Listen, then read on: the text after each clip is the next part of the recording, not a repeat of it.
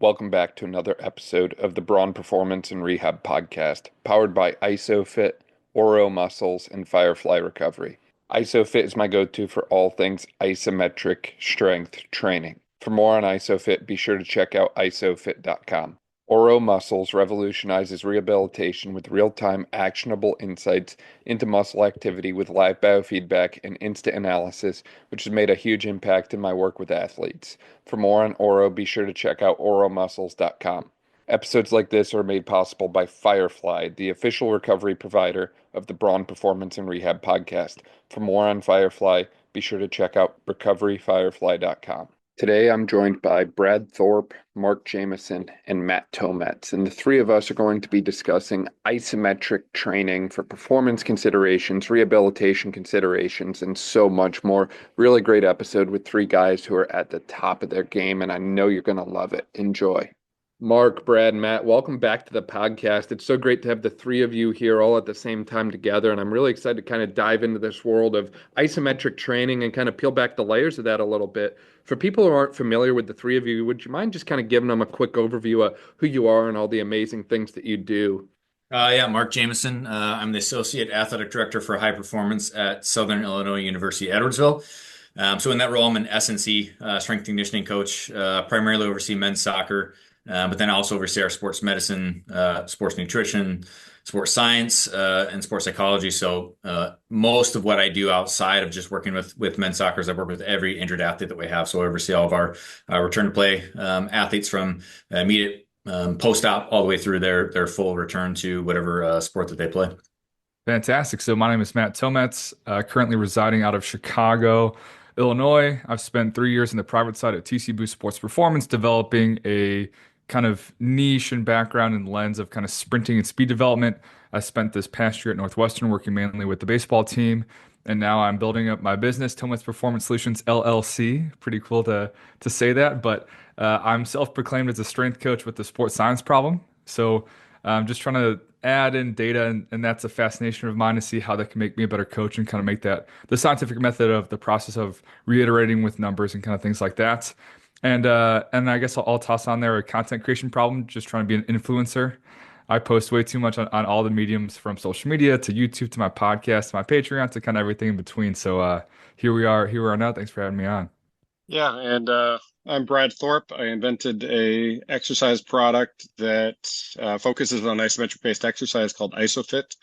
Been in the exercise industry for 3 decades now. Went to school for cardiovascular rehabilitation, studied under the world's foremost experts in exercise mechanics, did a certification called Muscle Activation Techniques. So a lot of therapeutic background and sports science. I own a 11,000 square foot training center in Toronto, Canada. And basically just, jamming the thought process of isometrics and isometric training for various conditions down people's throats around the world. So that's pretty much what I do.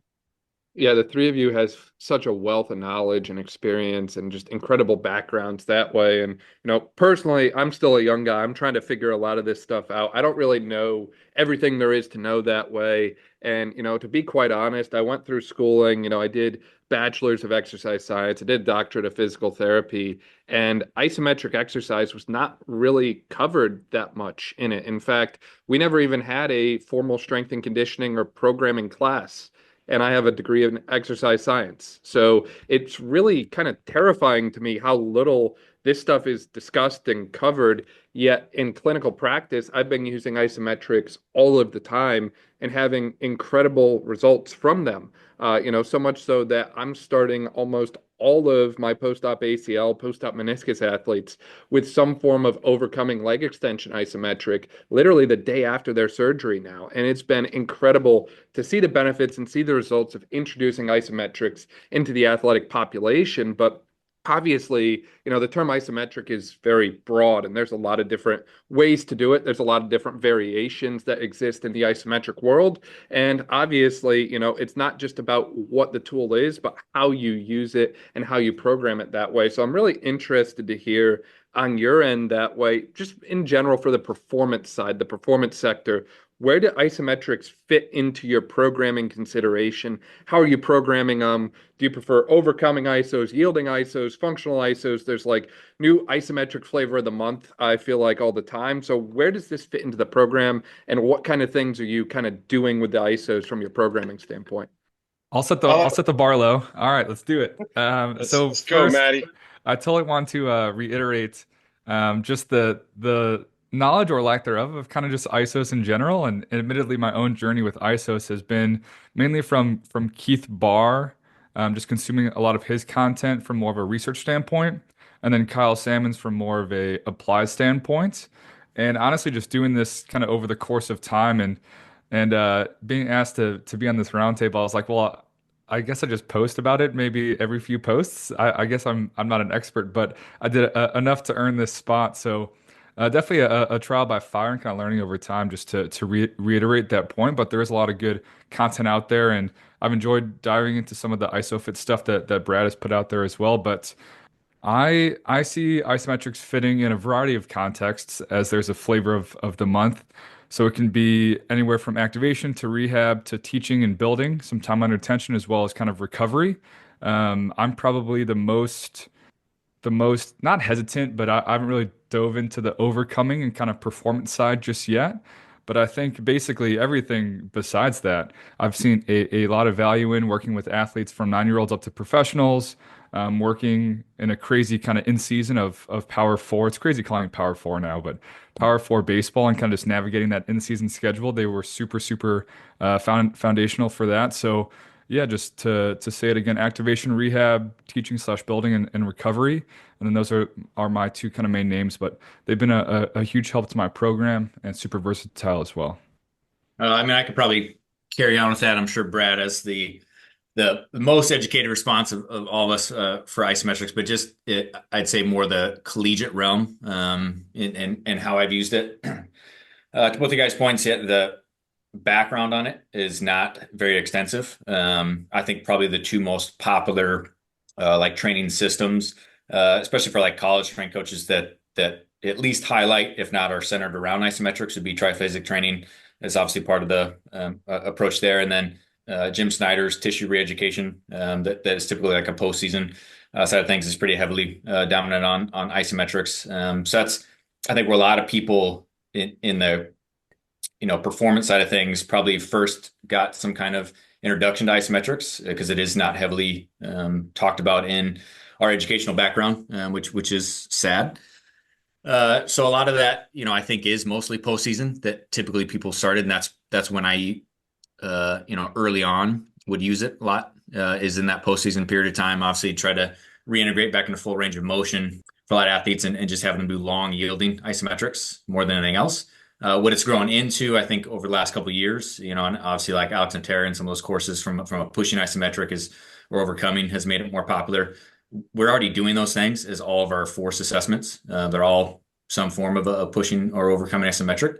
So obviously using that for PAP, I think is a common one that we use. Obviously, we know it's going to increase motor unit recruitment. We know it's going to get 100% MVC for the most part. So take that into some kind of dynamic or ballistic activity or sport-specific activity, as opposed to like a really heavy stimulus as PAP. You can use it as an isometric. So excite the nervous system, but not completely deplete it. So I'll use a lot of pushing isometrics. I use it heavily in return play, heavily in the RTP process. And then we use a lot of yielding isometrics, and those never really go away, to be honest. The yielding isometrics we use from start of a program, whether that's off season through preseason and season. A lot of times that's just a really good way to get 100% motor unit recruitment. So if you're wanting to maintain muscle mass hypertrophy, things like that, it's an easy way to get it without creating high DOMs. So it might be something of a long hold and then a couple reps to finish off, or do some reps and go into a long hold.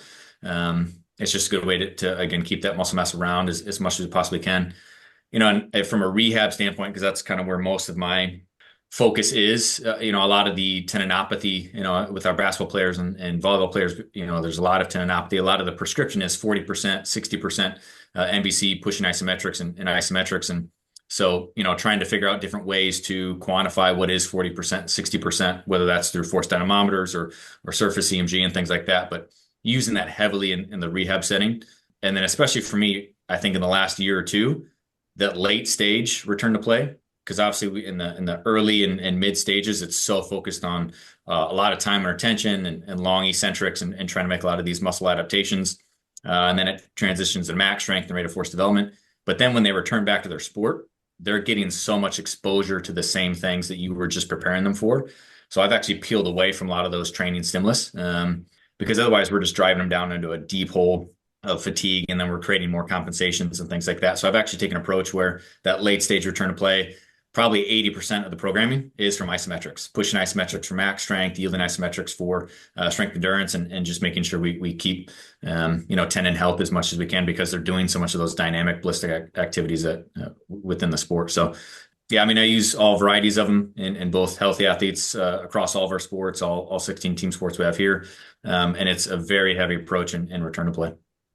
Yeah, and with where I sort of live and breathe is in the world of isometrics. It's everything from where you're looking at sort of return to play, you're looking at sort of optimizing human performance. And just to give you an idea, so with ISOFIT specifically, we're with the world's strongest, fastest, and most gifted athletes. So we're currently in 38 different countries, and we have over 750 of the coolest clients you'd ever dream of. And that ranges from world-class Olympic athletes, medal category, all the way to cardiovascular rehabilitation patients. So from a performance perspective, it's a slightly different sort of narrative. They're looking to qualify for a heart transplant.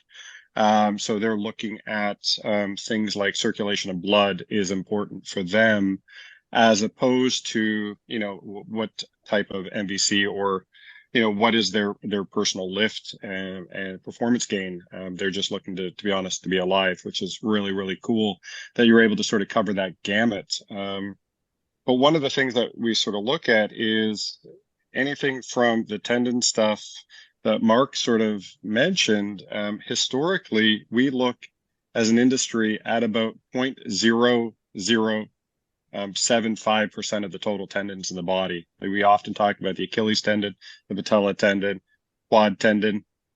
After that, you're kind of like, it's really, there's not many more we actually talk about consistently. And there's certainly not a lot of literature on it, unless, of course, you're going to talk about the sartorius tendon or semitendinosus, because you had an ACL sort of graft and you harvested it. But for the most part, we're not talking about all these other tendons. And the importance of isometrics in this scenario is we know that muscles generate force.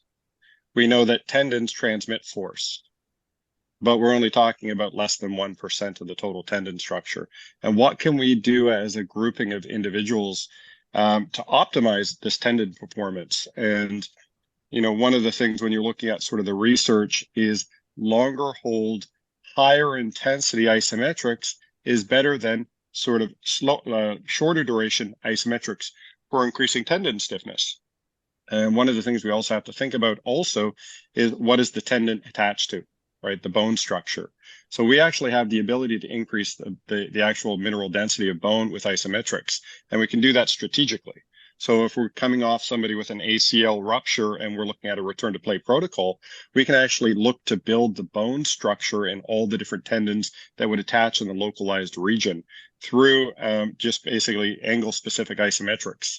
So it gets really, really cool, because one of the things that we're looking at and that is often never discussed in ACL return to play type stuff is the fact that the bone density actually demineralizes. So it gets weaker, and it takes about 2 years to increase to get that bone density back strong enough to generate the necessary force. So if you're looking at things like, the ungodly high rate of re-injury post ACL, what are we missing? Because some of the things, when you look at sort of MVCs, the actual muscle 12 months out is basically as strong as it was pre-injury. So why is that injury rate so high? And I think basically it's just we tend not to talk about all the muscles that would contribute to the stability of that structural area. So that's kind of where we throw it in.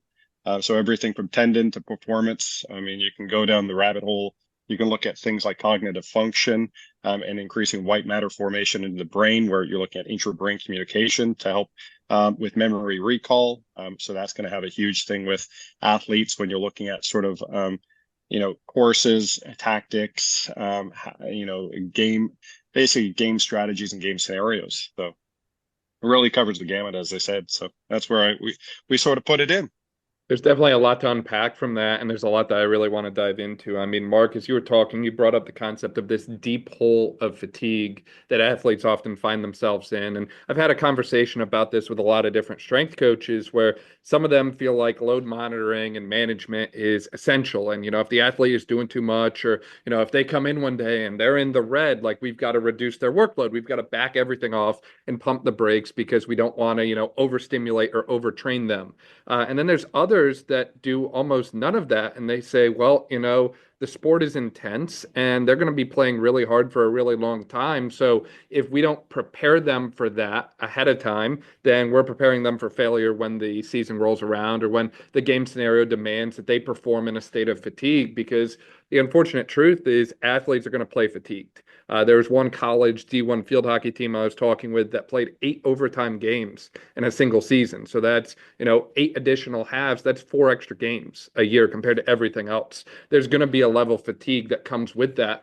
But it becomes a matter of how do we train the athlete in a safe manner in that fatigue state. And this is an area where, at least for myself personally, I've really liked the ISOs. I can smoke someone with multiple sets of ISOs at the end of their session and get that kind of like training in a fatigue state. But I don't have to worry about the safety component of that, right? Like, they're not even moving.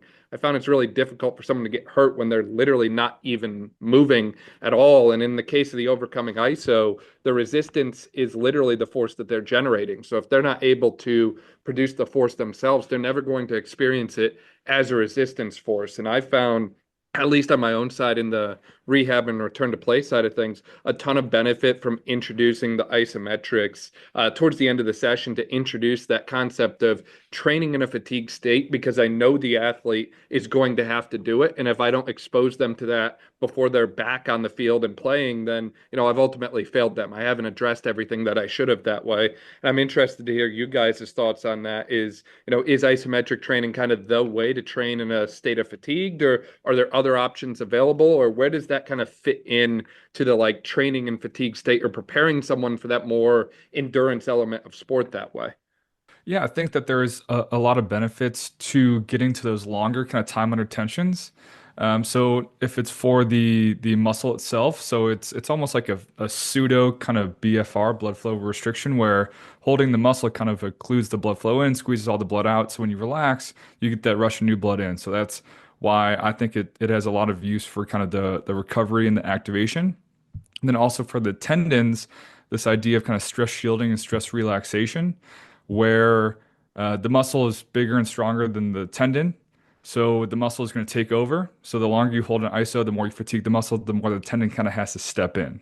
So that's where, anything kind of under 15 seconds or, longer, but also under load. I view ISOs just like lifting, where we have to get relative intensity or proximity to failure. A question you sent us is, how do we load it? Is, if you think that you can go for like 10 more seconds, it was probably too light. Getting to that like 0 to kind of 5 seconds in the tank, to use that kind of lifting terminology. But so I think it's valuable because you're not moving, so you can maintain kind of form and technique, as well as build time under tension in the positions that you need to get to. If we just talk about Nordic curls, for example, I'm not a big Nordic curl guy. Getting the hamstring in a long position, getting into a relatively straight leg position, well, that's only at the end of the ISO when you're falling, or the end of the rep when you're falling, right? Versus if you were to just put your hands on the ground and hold an ISO, for example, you can get more time and attention in the position and the joint angle that you need to get into. So I think, and it's a lot easier to keep your ribs and kind of hips in a good position versus like, when people do Nordics and they start, butt out, ribs out, just losing all kind of postural control. So I think from a postural control standpoint, from spending time in positions that you actually want to get into, if you do like 4 Nordics, you get like 4 half-second reps of the actual hardest position of the Nordic, right? Just to use that exercise as an example. Plus, you have to get that proximity to failure and that time under tension to get the stress relaxation for the tendons, as well as some of the blood flow benefits to the muscle. So I think, yeah, for more of a fatigue state, I think ISOs make a lot of sense from a motor control standpoint as well as a muscle and tendon standpoint. I'd say, Dan, to your point of the sport, because that's always the hardest part, right, is managing fatigue. And I do think to an extent, the role of a strength coach is to prepare you for the demands of practice, not the sport, which is unfortunate, because most sports practice is significantly harder than the actual competition ever is. So, in that off-season period of time, we do have to do, I think, quite a bit of damage in college, it's that 8-hour period. I might have 4 or 5 hours. Like when you hit 20 hours, I wish coaches would go to, hey, maybe 10 for a couple of weeks and then maybe 12. They'll ramp up to 15, 20 right away. So we do kind of have to try to prepare you for, as much robustness as we possibly can to be prepared for that. But when they do hit those periods of time, we know immediately that's going to happen. So if you know those stressors are coming, if you know there's going to be significantly more ground reaction forces that the athlete's going to be receiving, like a typical basketball practice, like 3 million pounds of ground reaction force per limb. I can't lift that in the weight room. So it's pointless for me to try to do that. But what I can do is continue to try to make sure that we maintain max strength, we maintain strength endurance, and we address some of those overuse injuries that you're probably going to get from the sport, especially with a stark increase in activity. So for me, that's that period of time where when those stresses are coming, for us, you can use VBT, you can use all these other things to try to manage, some stress and work at the most optimal load, but that's still putting them through a lot of stress. They're not going to be prepared for a lot of those things. And I look at it too from athletes, when you start your sport and you go that heavy, that many hours, what's the cognitive overload, right? The brain is fried because it's learning new plays, it's learning new structures. Especially in college, the team is different every single year because you're paying kids to play now. I mean, so there's so many new things they're learning. And then we're trying to continue to do highly complex multi-joint movement patterns in the weight room. The brain has no idea what it's doing. So we're almost like feeding, obviously like suboptimal loading strategies, and we're feeding just, I think, compensation patterns. So to me, that's where isometrics really fit in heavy. We can get very sport specific. I think that's the only time we can really get sport specific in the weight room is through isometrics, pushing isometrics.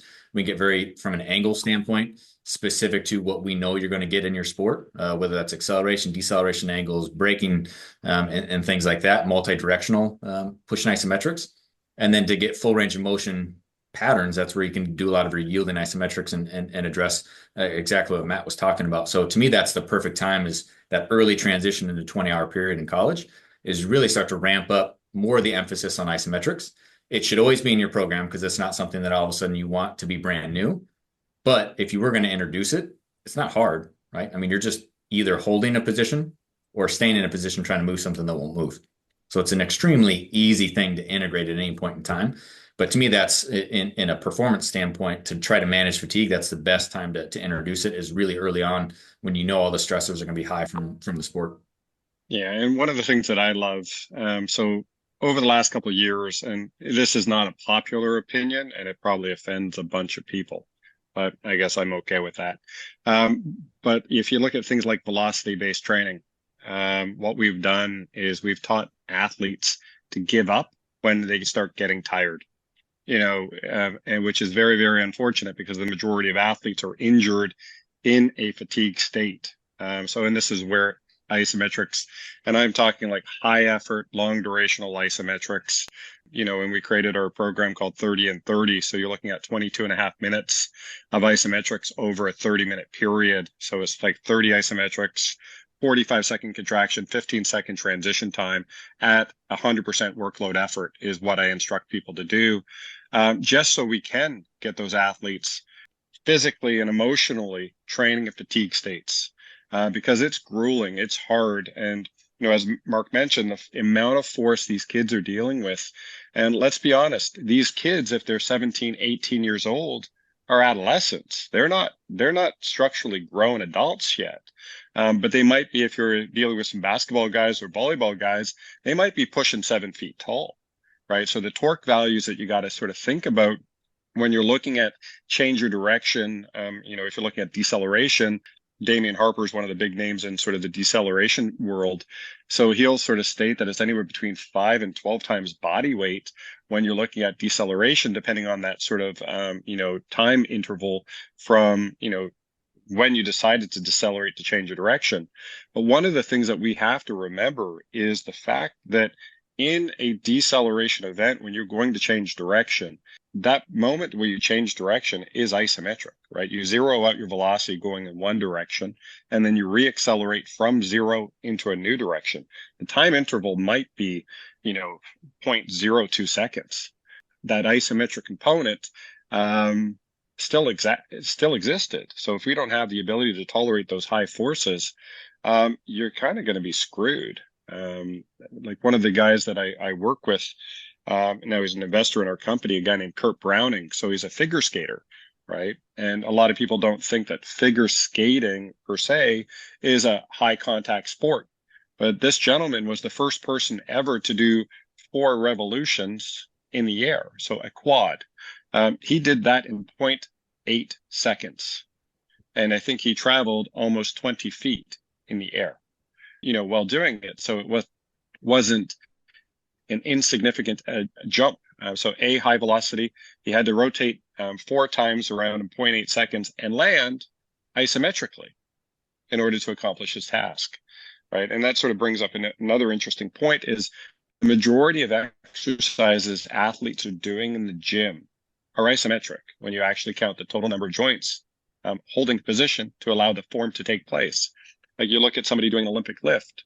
Olympic lift started isometrically and it finished isometrically. The midpoint was isometric also. And any of those structures in your spine fail that were being held isometrically to maintain the position, right? We usually call that form. If those positions fail, well, then you end up with an injured athlete because you end up with displacement of a joint level or something to that effect. And you introduce a sort of a shear force into the activity that you may not have accounted for.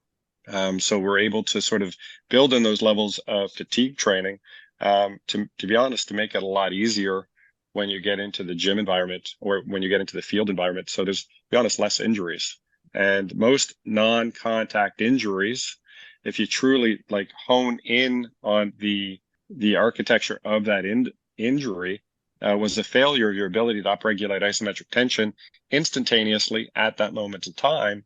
And then you ended up with some sort of shear force going across structure. If you happen to talk about your knee, did you blow out your ACL, your MCL, something to that effect? If you're talking about your lumbar spine, well, maybe you had some shear force going across L2, L3, which actually inhibited the femoral nerve going to your quadricep, which then led to blowing out your ACL because your quad couldn't fire instantaneously. So it's just a further evolution of a thought process, just going, well, how do we control things, from an active perspective, not moving, right? Not using the word static, because I think static does a disservice to what's actually really going on because these muscles are working in an active environment to hold positions in space. So that's just, once again, something to think about from a fatigue standpoint. Also manipulating, are you standing? Are you prone? Are you supine? Like, how are we actually loading these structures? Yeah, and on that point, I mean, even in trained individuals, now given this is often a rehab sense, but I have a hard time getting them to understand how to feel what I want them to feel in certain positions. So for example, take the squat, for example. There was a girl I was working with who had a 2-year strength and conditioning history before she was with me for rehab, and she thought that she was supposed to feel the squat in her lower back. And I was like, you mean to tell me you never feel this in your legs at all? And she's like, no, it's always my back. And it was like a light bulb moment for her when we got her to squat using what she felt was her legs. Now, obviously, she was using her legs before, but she never felt it there. She always felt it in her lower back. And it just kind of blew my mind in the moment about how good athletes are at compensating for things, even when they're trained that way. And Matt and Mark, I'm sure you guys see this a lot of the times working in collegiate and private sector, is you get some of these athletes who come in for the first time to the performance center and they just don't know how to move, or they just move kind of weird, for lack of a better way to put it.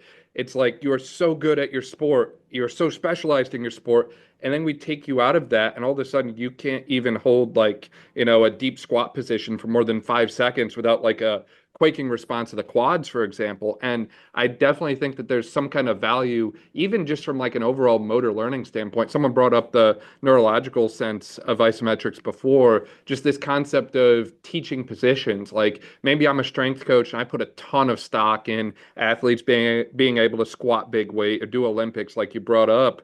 If I want to make my coaching more efficient, maybe finding those positions that they really struggle at and just letting them like self-organize and build tension in there would be a lot easier to kind of teach that, as opposed to using like every cue under the sun. I feel like a lot of us, at least I'm guilty of it myself, have a tendency to over cue sometimes, and sometimes the more simple we can make our approach, the more effective it's going to be for the athlete. And on top of that as well, sometimes, you got multiple athletes in there and it's really difficult to give that individual one-on-one attention. It's a lot easier in the rehab sense, but if I've got, 5, 10, sometimes 20 athletes in front of me, it's hard to cue one athlete individually to give them, the feedback that they need when I've got 19 other athletes to worry about. And I think that being able to set up a position where they kind of like self-organize and build tension and kind of learn the, stability of that position themselves is really, really valuable. And I think technically you could do that in an overcoming or yielding fashion,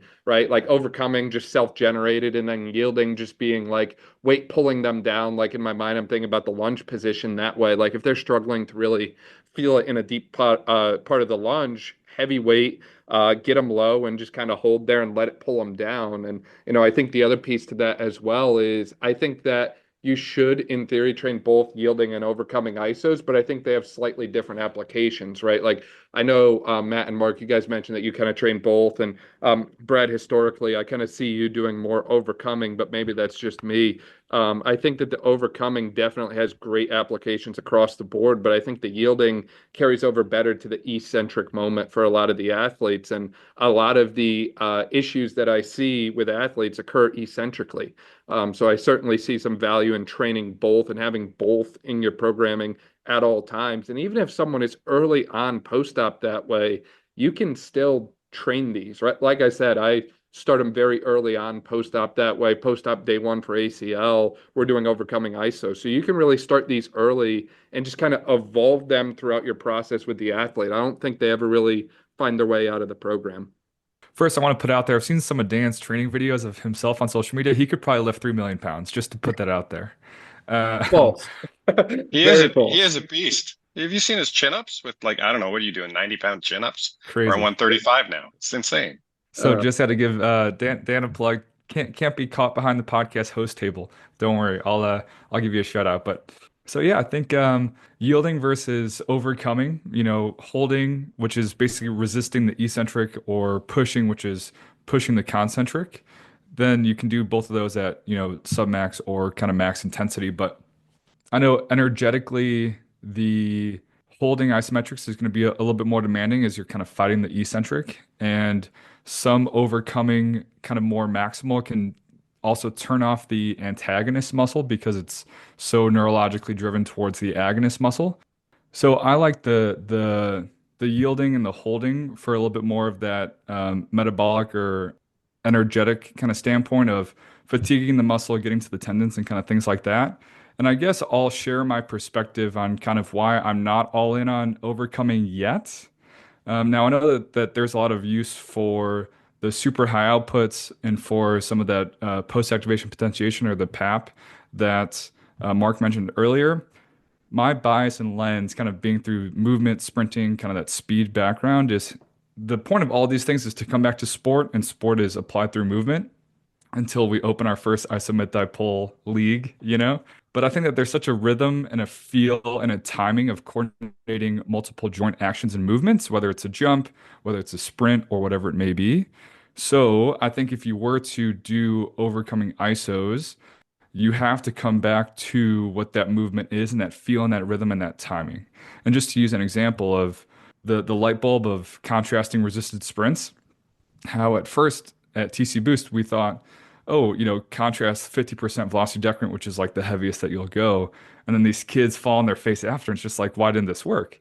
And the first day that my boss programmed 10%, so super light, so you're running at 90% of your speed, 10% plus a contrast sprint, all the kids PR'd. And I was like, how does that that like was no resistance. How does that work?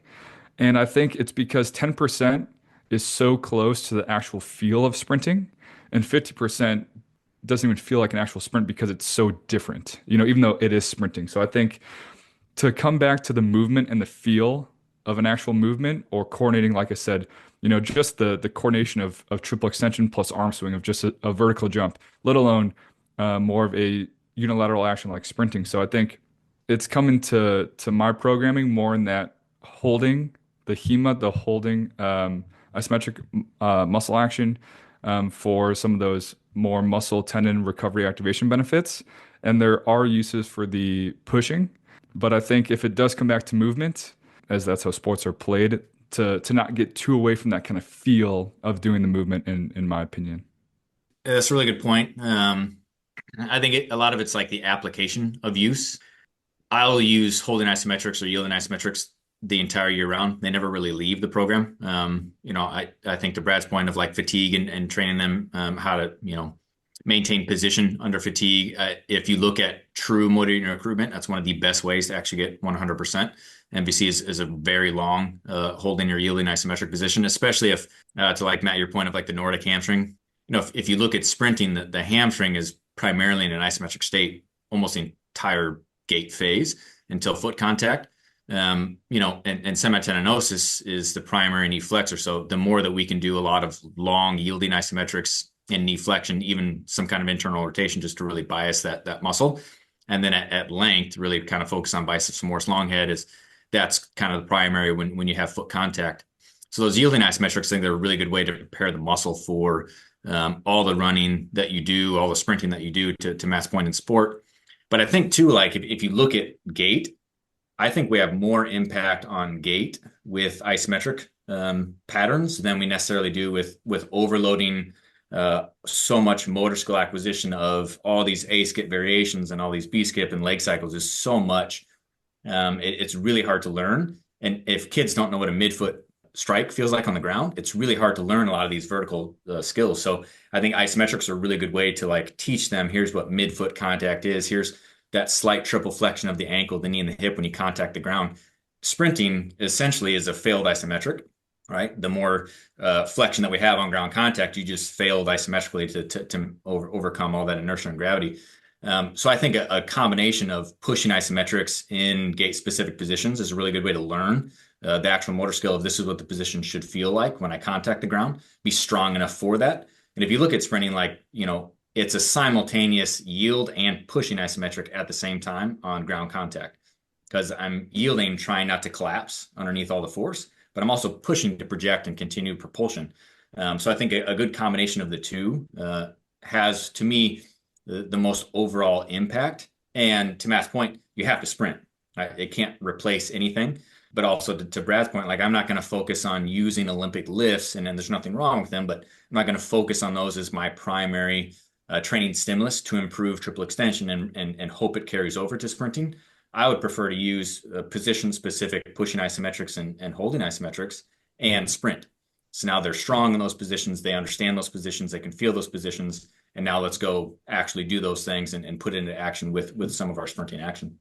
And, you look at some of that stuff, and one of the things, because I get pulled into a lot of conversations about like hamstring strains, with football or soccer athletes.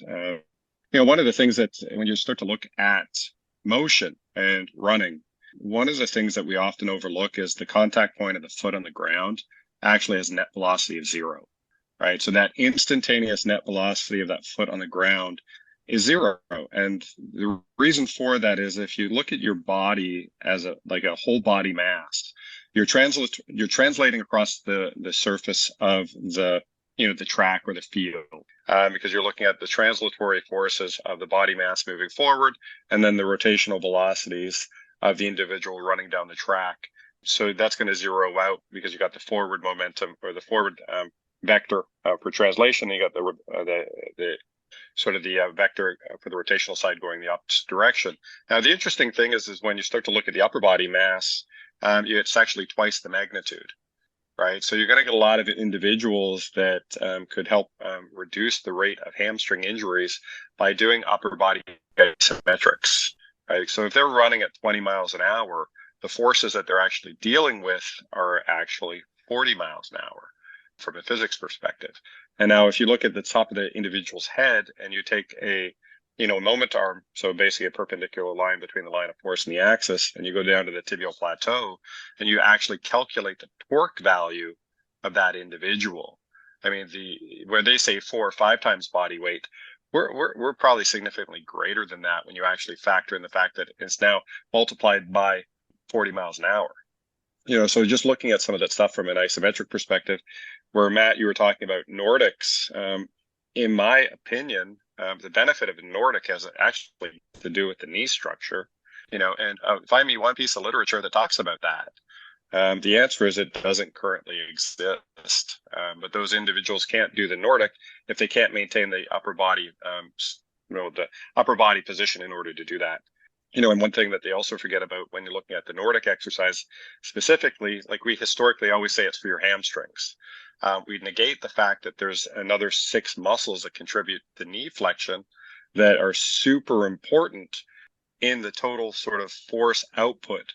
And I think that, there's I'll throw it a plug right now. There's this company out there called Oro Muscle that is doing some extraordinary things from a wearable EMG type scenario. And, you look at what they're able to do and sort of say, hey, what muscles are actually contributing to this output from an activation perspective? And I don't want to sort of degrade it by talking about where we got Mark over there, who can sort of give us some insight into how Oro can help basically determine what muscles are working isometrically at a higher level. Blows my mind, to be honest. It's pretty freaking cool.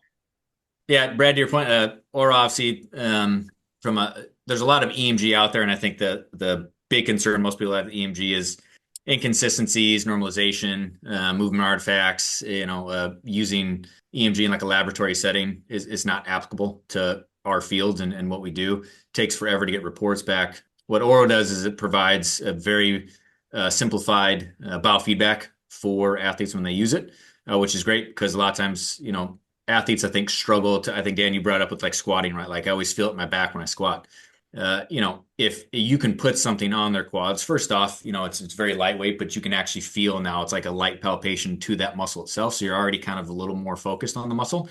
And now you can actually see, you get biofeedback of either a bubble or a bar going up and increasing just like you would from force outputs. So I can focus on the muscle a little bit more. So now I have a little bit better mind muscle connection.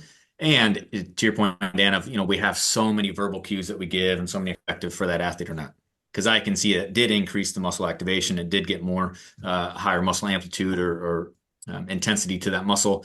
And the athlete's more aware of it. So now that they felt it that one time, they can auto-correct themselves and they can make those adjustments. And it's really cool, when you start talking about, to Brad's point of like the hamstrings, a lot of how we currently train the hamstrings, I don't think is the most effective. And this does give us better input on what are probably the more effective positions to be in. And for some athletes, slight internal external rotation will significantly increase muscle intensity as you roll through. And, you do like Nordic exercises to his point, like gracilis, and even the adductor complex is extremely heavily involved. And now you can be aware of that. So, okay, I was trying to get more activation out of biceps femoris long head that was actually injured, but now I can start to put it on some of those synergistic muscles, and they're offloading a lot of that force to those other muscles. So I can be much more specific on which muscles are actually engaged when I do certain exercises. And if it's not eliciting the response to the specific muscle I'm trying to get a response to, I can make those adjustments, whether that's through verbal cues and slight positioning adjustments, or completely different exercises that really, address what is the goal of this exercise. Am I actually getting that goal? I can see that now. The athlete can either make the adjustment and get into correct position and get the muscles fire, or I can change it as a practitioner to find that specific position, to find that specific exercise that gets that response. And muscle sequencing, I think, is a really cool thing too, where, you continue to talk about gait, and you can put EMG on erectors and glute and hamstrings, and let's really see what does that muscle sequence look like which tissues are firing first, at what rates, at which phases during the running cycle. And then we can reverse engineer from there what locomotion skills that we can apply to that athlete to get that response that can correct that. which isometrics do the best for that, which specific gait exercises and drills, and just continue to work backwards to prepare athletes better for gait, understanding what that muscle sequence looks like. No, Oh, I I love like it, man. I love it. That's brilliant.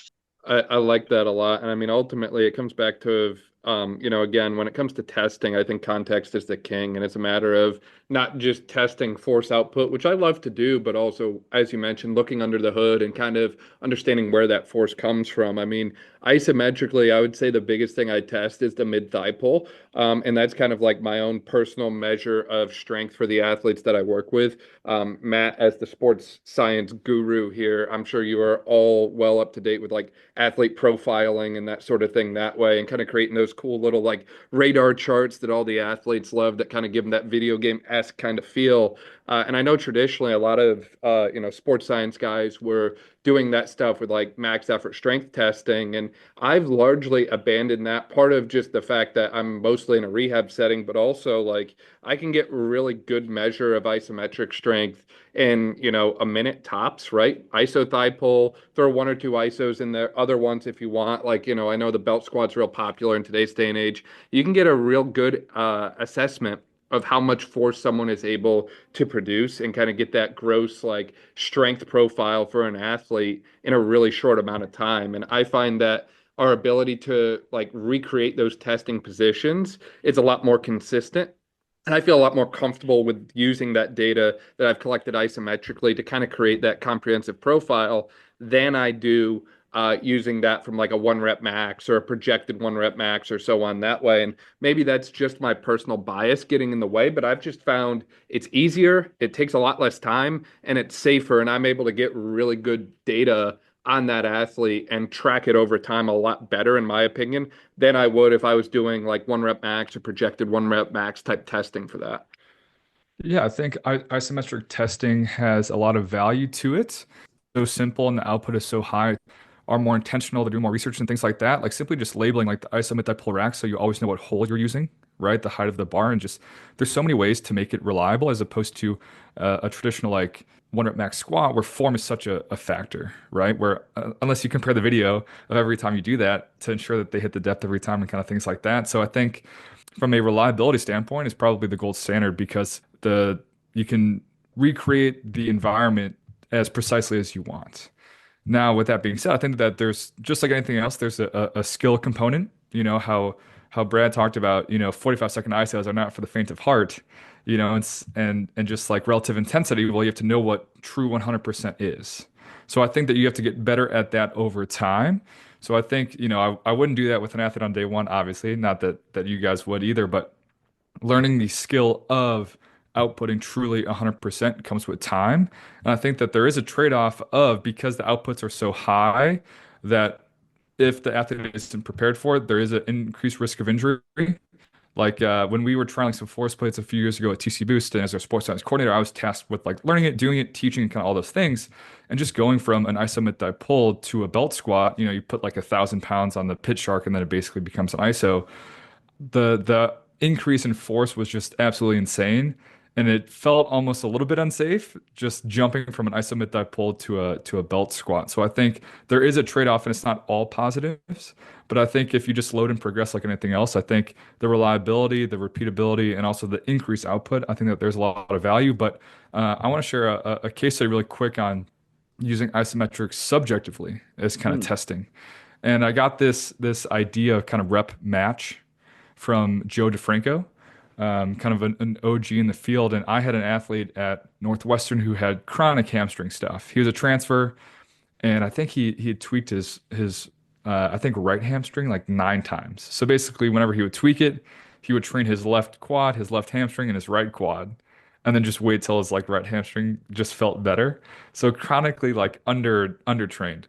And I was using a straight leg glute bridge. So it would be like an Alex Natera kind of hip pushing isometric. So you're laying on your back, basically kind of like doing glute bridge with the bar, but your legs are straight. And the idea of these rep match isometrics are you use your good side to set the standard, and then you rep match over time, basically cluster set to get the same volume or intensity, as opposed to starting with the bad side and then you're basically lowering your good side to match the bad side. So kind of flipping it. So I said, all right, let's do a 10-second ISO on your good side at whatever intensity you can hold for 10 seconds. And I think we started at, I think he said it was about 70% on his good side. He couldn't even get 5 seconds on his bad side. We got progress over time and saying, how close can we match, the clusters or lack thereof and the intensity of your bad side to your good side. So as he got better at the exercises, he learned the skill of pushing against an object in a single leg, straight leg glute bridge ISO. Went from 70% intensity, eventually we got up to 100 for 10 seconds, and it went from breaking it down into 4 seconds plus 3 plus 3 at 70% to getting to 7 seconds plus 3 seconds at like 85 to eventually become equal. So I think because it's so reliable and you can recreate those positions, and then whether it's objective with force plates or whether it's subjective, that there's a lot of ways to kind of use isometrics in this kind of sports sciencey context to track progress over time. In reality, we're just getting to the surface of, what isometrics can do from a programming standpoint, the testing considerations and so on that way. There's really a lot to unpack here. And obviously we're going to need to do a lot more conversations like this in order to get to all of it that way. Is there anything that we missed as we were talking today, or any other closing thoughts or closing remarks as we start to kind of wrap up here? Well, one of the things that, Matt just brought, where he was mentioning that having the data makes it objective, and not having the data makes it subjective. I'd strongly disagree with that, in the sense that having the data, having 1 point out of a possible trillion, you're still subjective. So a lot of the people are using this data as a benchmark, but because it's actually such incomplete information, what we've seen since 2015, when the data monitoring people have come out in droves, injury rates have gone up. Because I think a lot of the people are using information because they're using a gross number, and they're making decisions based off this information that is leading to injuries. Because, without, like, if we just jump back to that Nordic hamstring curl as example, if I have 100 pounds generated on the left side and I have 100 pounds generated on the right side, most people, you would look at that and go, well, they're symmetrical. But when you're looking at 10 muscles contributing to that force output, the likelihood that that is actually close is near zero. It's actually the gamification of it has led to a lot of injuries, and that'll come out in the sort of the next little while as people start to look at it and go, why are the injury rates going up? We're monitoring more, but if you're not monitoring everything and all of it, there's so many subjective decisions being made, and we're hanging our hat off and saying, oh well, it's objective. I got the data. It's like, yeah, but you measured 1 point. And just to give you an idea, so with ISOFIT, because you guys are all familiar with it, if I were to grab that with both hands and just looking at sort of a shoulder exercise, if I'm just looking specifically sagittal plane, I have 34,992,000 different exercises before I worry about supination, pronation, or like a mixed grip. It's absolutely insane that I would use a one position within space and say that I actually have an objective measure. The answer is you don't. So I'll just throw that into the mix and, just to let people think about that, because we just need to either A, obtain way more data, or be okay with the fact that it's like, hey, we're just a lot of times talking out of our ass. That's my opinion anyways.